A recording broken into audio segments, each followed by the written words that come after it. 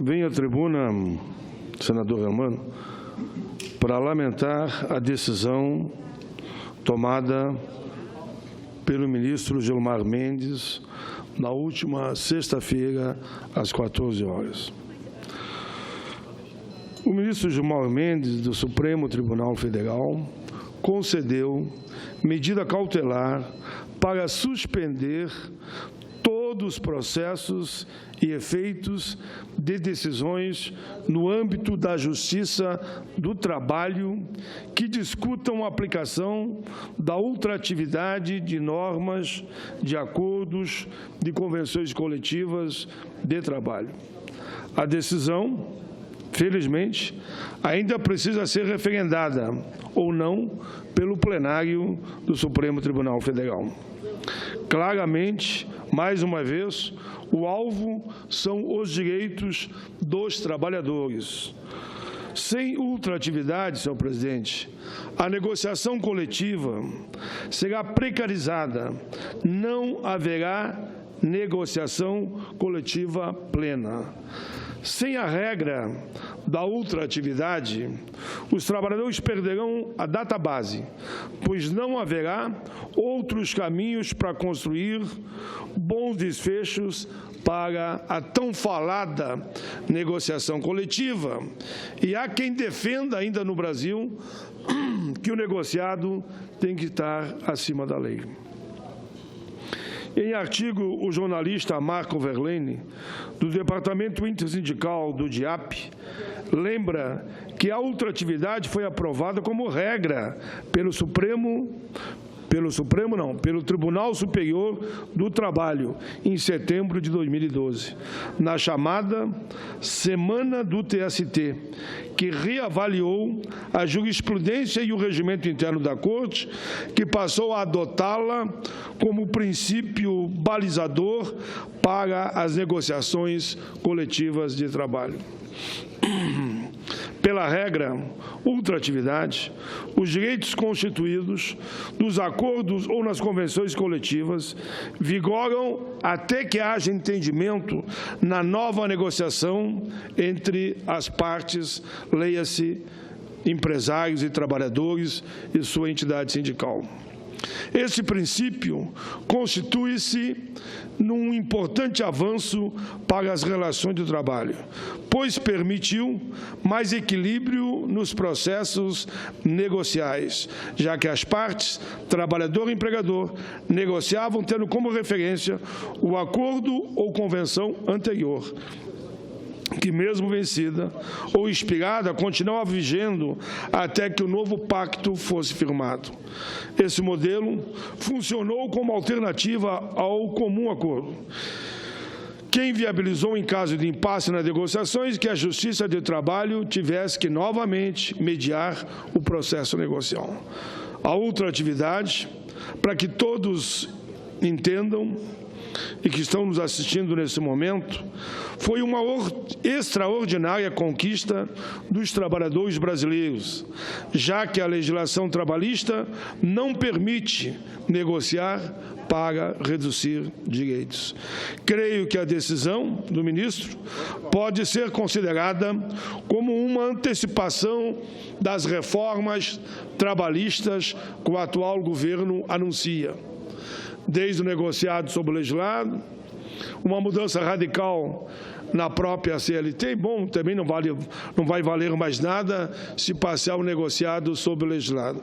E ainda a terceirização, trabalho escravo, a própria reforma da Previdência, são as reformas anunciadas. É fundamental, nesse momento, que todos, trabalhadores e trabalhadoras, aposentados e pensionistas, que estão a sentir já o efeito das mudanças, porque muitas já estão vendo por medida provisória, que o movimento social, popular, sindical, persiga a unidade, recobrem e redobrem suas forças para uma grande mobilização para evitar que isso aconteça. eu cumprimento a cidade e região da Serra de Caxias do Sul, que vai fazer um grande evento nesse sentido no dia 26.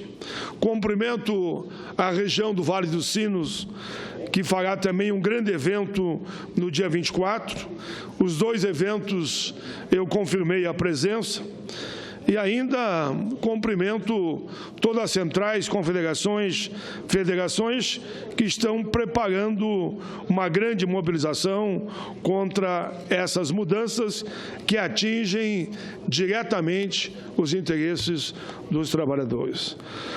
Senador Requião, Vossa Excelência que preside nesse momento, aproveitar esse meu tempo que resta, de em torno de 14 minutos, para falar, mais uma vez, da PEC 241. A PEC 241, proposta de emenda constitucional do governo federal, propõe que, a partir de 2017, as despesas primárias da União fiquem limitadas ao que foi gasto no ano anterior, corrigido pela inflação. Ou seja, em 2017, as despesas em termos reais, descontado, claro, a inflação ocorrida, ficará igual em 2016. Por sua vez, 2018, o limite anual será o de 2017. E assim sucessivamente, enquanto a PEC estiver em vigor, e a projeção é por 20 anos. Entendo que a PEC 241 representa o desmonte do Estado brasileiro, pois acaba com a proteção social, fere acordos internacionais para manter a política de combate à pobreza e à violência que lutamos tanto durante décadas e décadas. A Constituição Cidadã de 1988 trouxe uma série de avanços sociais para que esses direitos sejam garantidos e colocados em prática. É preciso que o Estado construa e invista na manutenção de escolas, hospitais, centros de assistência, moradia, educação, saúde, enfim, e combate à violência. Ora, se dizem que a população, em matéria de anos-vida, está aumentando, como é que poderá um orçamento de 20 anos atrás valer daqui a 20 anos? Se a população, aí falam da reforma da Previdência, todos dizem que a nossa idade está aumentando em relação ao número de anos de vida. O governo arrecada recursos e redistribui investimentos em saúde, educação, etc. No caso da educação, são 18% dos impostos, além do salário da educação. Esses investimentos são fundamentais, mas são insuficientes e agora só vai reduzir. Segundo a Lei 13.005, de 2004, do Plano Nacional de Educação, que tem 20 metas e centenas de estratégias, muita coisa precisa ser feita até 2024. Entre elas, é preciso construir 3,4 milhões de matrículas em creches. Como será feito se o dinheiro vai ser reduzido? 700 mil matrículas em pré-escola. Como será feito se o dinheiro será diminuído? 500 mil matrículas no ensino fundamental. Como será feito se o dinheiro será diminuído?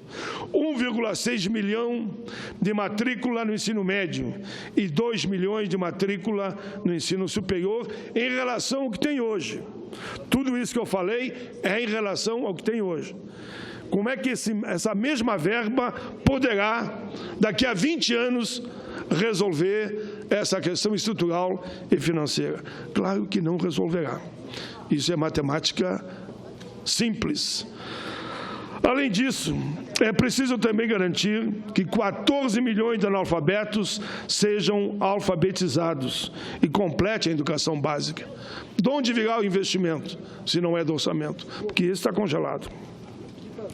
Para tudo o que isso seja feito, e os cidadãos tenham seus direitos à educação de qualidade e respeito, o plano determina uma elevação de patamar de qualidade em educação para atingir, no ano de 2014, o percentual foi de 10% do PIB.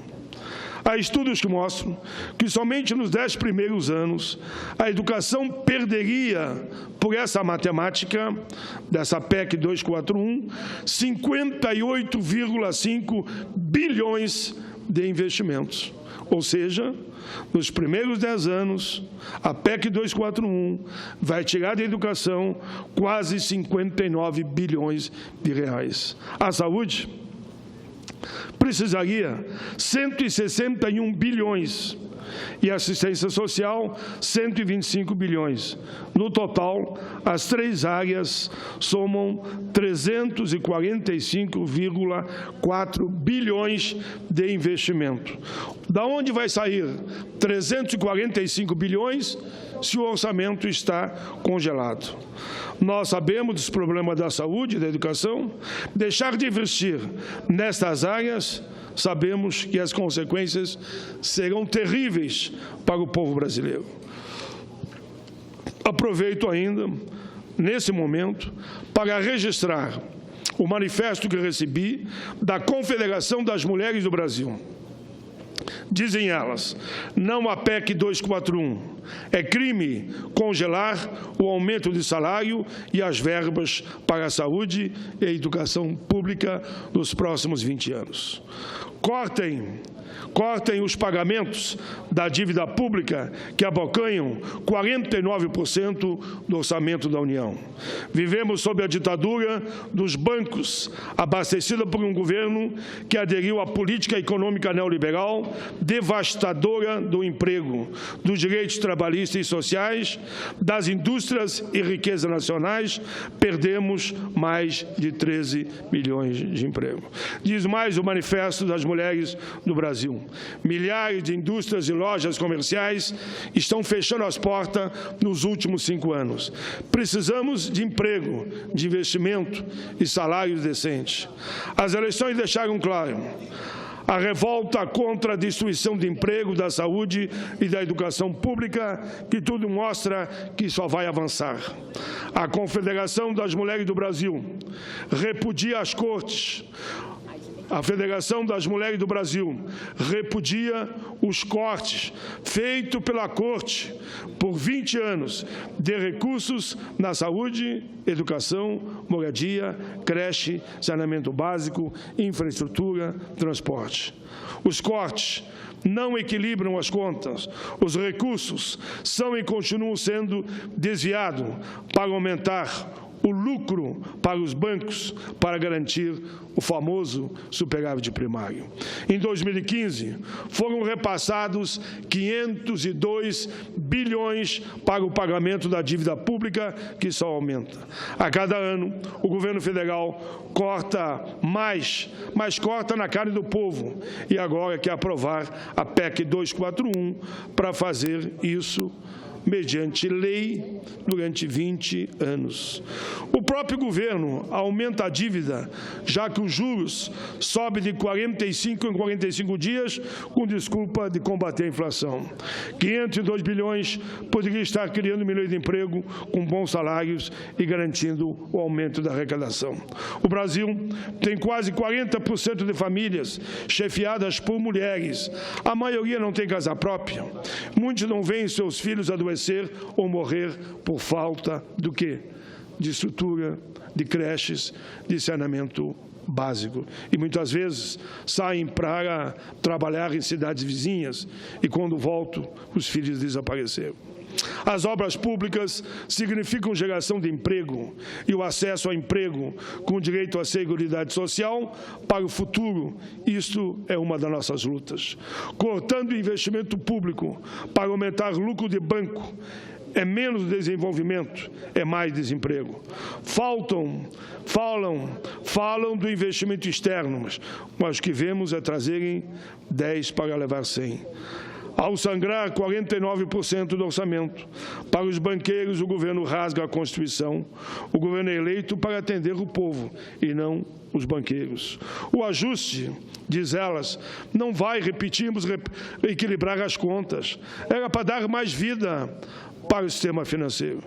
Por favor, senadores e senadoras, deputados e deputadas, digam não ao sistema financeiro, digam não à PEC 241, digam sim ao povo brasileiro. Exigimos salário, emprego, casas, creches, defesa da saúde, educação pública de qualidade. Documento encaminhado a mim pela Confederação das Mulheres do Brasil, Federação e Associação de Mulheres do Brasil e da América Latina. Senhor presidente, disponho ainda de 4 minutos e, nesses 4 minutos, faço um pequeno registro. Um dos gargalos que empaca o desenvolvimento nacional é a cultura de inovação tecnológica e deixa desiludidos aqueles que querem investir, gerar empregos. E aqui explicamos, senhor presidente. Estamos falando aqui da burocracia, que não deixa desenvolver o que há de melhor e qualidade em nosso país. É a burocracia para a liberação de marcas e patentes. O relatório Thomson Reuters constatou que o Brasil é um canteiro fértil da inovação, mas lida com um problema crônico que não permite que a gente cresça. É a lentidão do Instituto Nacional de Propriedade Industrial, INPE. Somente em 2012, havia mais de 150 mil solicitações acumuladas, não sendo incomum que a aprovação de algumas tomasse 8 ou a mesmo 10 anos. Como é que queremos avanços tecnológicos? Como é que queremos novos tempos? Como é que queremos robótica cibernética? Se demoram 10 anos para liberar? Essa situação, senhor presidente, vem inclusive constituindo entrave aos investimentos em geral, uma vez que tal lentidão prejudica o retorno financeiro dos projetos por perda de receita. Ainda contamina a segurança da propriedade industrial, garantida, em última instância, somente pela concessão da patente.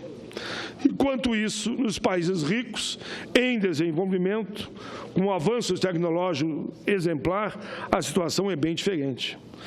Taiwan, por exemplo, o nosso é 10 anos, chega a 10 anos.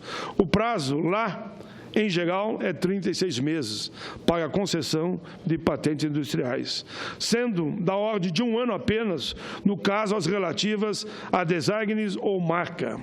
Nos Estados Unidos, o Reino Unido, Japão, Chile, entre muitos outros, no máximo 3 anos, para a concessão do registro final da patente. No Brasil, repetimos, chega a 10 anos.